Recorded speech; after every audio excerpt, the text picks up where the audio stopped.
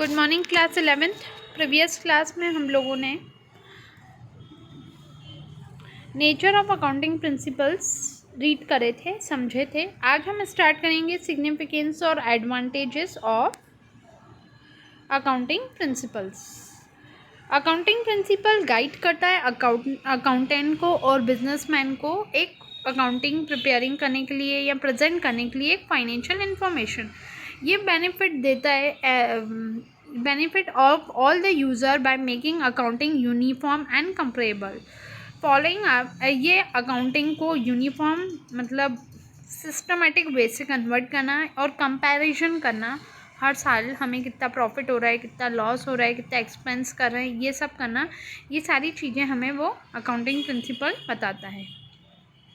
First है investor concern about their investment in the businessman. They want to know about the safely their fund. They are interested about informations on profit, capital and the future prospect. These information are obtained by analysis financial statement. Investor हमेशा conscious रहता है अब invest करने के लिए। Investor वो person होता है जो पैसा लगाता है मार्केट में, तो वो हमेशा कॉन्शियस होता है कि वो सही जगह पे पैसा लगा रहा है कि नहीं लगा रहा, उसका फंड का उसको प्रॉफिट बेनिफिट मिलेगा कि नहीं मिलेगा। वो फ्यूचर प्रोस्पेक्ट के हिसाब से अपने फंड या इन्वेस्टमेंट को इन्वेस्ट करता है।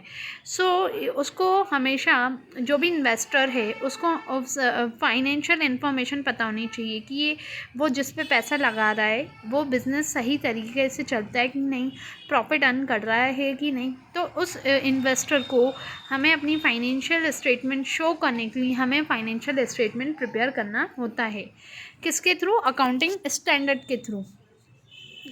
ये अकाउंटिंग स्टैंडर्ड के थ्रू इंफॉर्मेशन को शो करना होता है।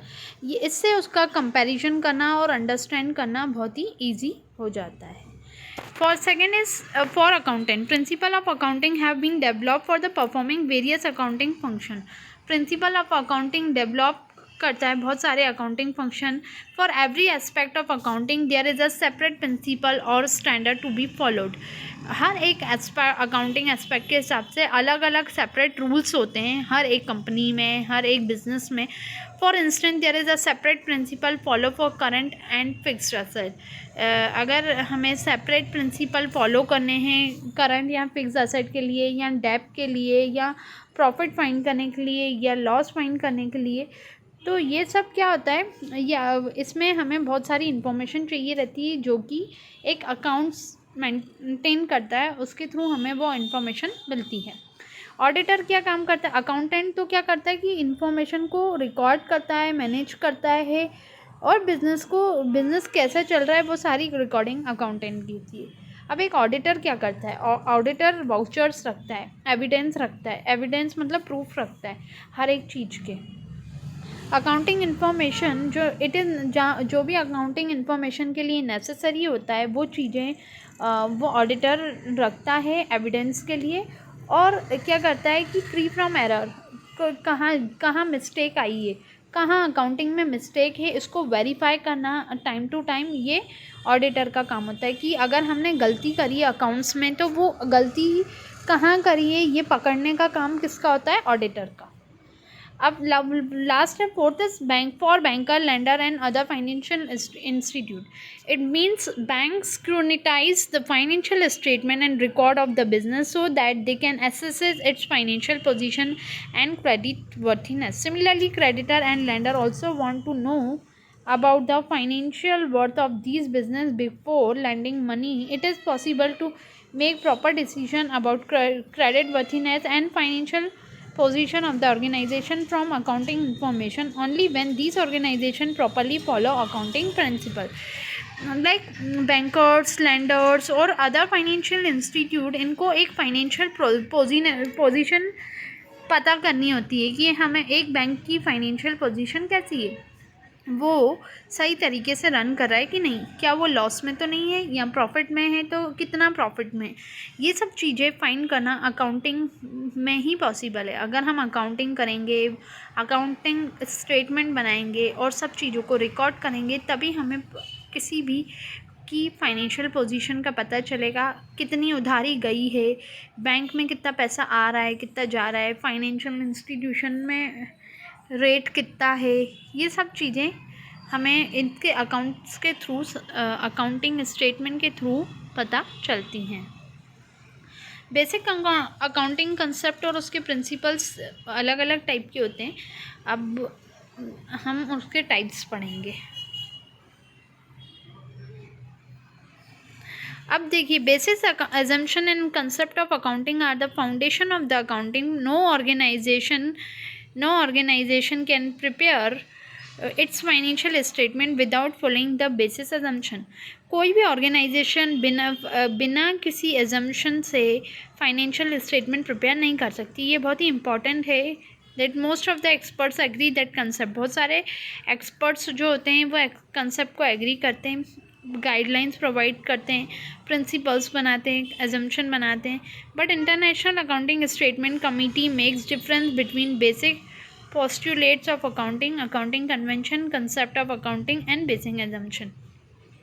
बहुत सारे अकाउंटिंग कन्वेंशन, कंसेप्ट और बेसिस, ये सारी चीज़ें अकाउंटिंग प्रिंसिपल या अकाउंटिंग कंसेप्ट में की जाती हैं। क्लासिफाइड करा है अकाउंटिंग प्रिंसिपल्स को। फर्स्ट है basis assumption of accounting, assume करना अकाउंटिंग को। और सेकेंड है principle of accounting. Third is modifying principle of accounting. तो ये तीनों इनके क्लासिफिकेशन है। फर्स्ट क्या बोलता है? फर्स्ट बोलता है कि अजम्पशन, अज्यूम करना, कोई भी चीज़ को अज्यूम करना मतलब मान कर चलना कि वो कैसी पोजीशन है उसकी। Which the strong building of accounting standard. Basic assumption which is accepted and apply at the time of preparing. कुछ बेसिस, जब हम फाइनेंशियल स्टेटमेंट प्रिपेयर करते हैं तो कुछ बेसिक एजम्पशंस होते हैं जिनको हमको खुद को मान के चलना पड़ता है, ना कि प्रैक्टिकली हम नहीं कर सकते हैं। अब जैसे हमारी नेशनल की राष्ट्रीय आय कितनी है, तो इसको हम पर पर्सन के थ्रू एज्यूम करके चलते हैं कि इतनी होगी। हम एक्चुअल में वो चीज़ें नहीं निकाल पाते हैं, क्यों कोई कोई चीज़ें इम्पॉसिबल होती है जिनका अजम्पशन करके ही अकाउंटिंग बनाया जाता है। अजम्पशन फॉर अकाउंटिंग एंटिटी में क्या क्या आ जाता है? Assumption of monetary measurement, assumption of going concern, assumption of accounting period. अब अकाउंटिंग एंटिटी क्या होता है? Assumption is treated as separate from its owner. Accounts को या बिजनेस को उसके मालिक से बिल्कुल अलग माना जाता है। हम ये नहीं बोल सकते ये इसका बिजनेस है। हम बिजनेस को अलग मानते हैं और ओनर को अलग। लाइक रिलायंस, हम रिलायंस को अलग मानते हैं और उसके ओनर अंबानी को अलग मानते हैं। हम रिलायंस को रिलायंस के नाम से जानते हैं, ना कि उसके ओनर के नाम से जानते हैं। बिकॉज रिलायंस ने अपनी एक अलग पहचान बनाई, तो उसको उसके नाम से जाना जाता है। Transaction of business with the owner are treated in the same manner as with the outsider. जैसा कि ट्रांजेक्शन बिजनेसमैन का होता है, ओनर को हम उसके आउटसाइडर से बिल्कुल अलग मानते हैं। Money invest by the owner is treated as liability. अगर जो मनी ओनर अपने बिजनेस में मनी लगाता है तो वो उसकी लाइबिलिटी होती है। लाइबिलिटी का मतलब क्या होता है कि वो एक तरह से उसको लाइबिलिटी मतलब लाइबल होता है, उसको पे करना ही है बिजनेस में अपने, तभी उसका बिजनेस आगे बढ़ेगा। This concept help in calculating the profit loss and assessing the business position. इससे हमें अपनी बिजनेस की पोजीशन करेक्टली पता चल जाएगी। और सेपरेट, हम अगर बिजनेस को और ओनर को अलग रखेंगे तो हम एक अपना ऑर्गेनाइजेशन का एक नाम बना सकेंगे, क्योंकि कोई भी बिज़नेस उसके खुद के नाम से होता है। कोई भी ब्रांड चलता है तो वो उसके खुद के नाम से चलता है, ना कि उसके मालिक के नाम से चलता है। अगर वो मार्केट में ब्रांड चल रहा है, जैसे मैगी, तो मैगी के मालिक को कोई नहीं जानता, मैगी ब्रांड है एक, उसको सब जानते हैं। लाइक नेस्ले की चॉकलेट्स आती हैं, टॉफ़ीज़ आती हैं, तो नेस्ले को नेस्ले कंपनी के नाम से जाना जाता है, ना कि उसके मालिक के। तो ये डिपेंड, यहाँ पर यही एजम्पशन चलाया जाता है कि बिज़नेस एक अलग सेपरेट पहचान है और सेपरेट एंटिटी है, और एक ऑनर की एक सेपरेट एंटिटी है। आज हमने फर्स्ट टॉपिक पढ़ा है, सेकंड से हम नेक्स्ट क्लास में पढ़ेंगे। Okay, thank you class.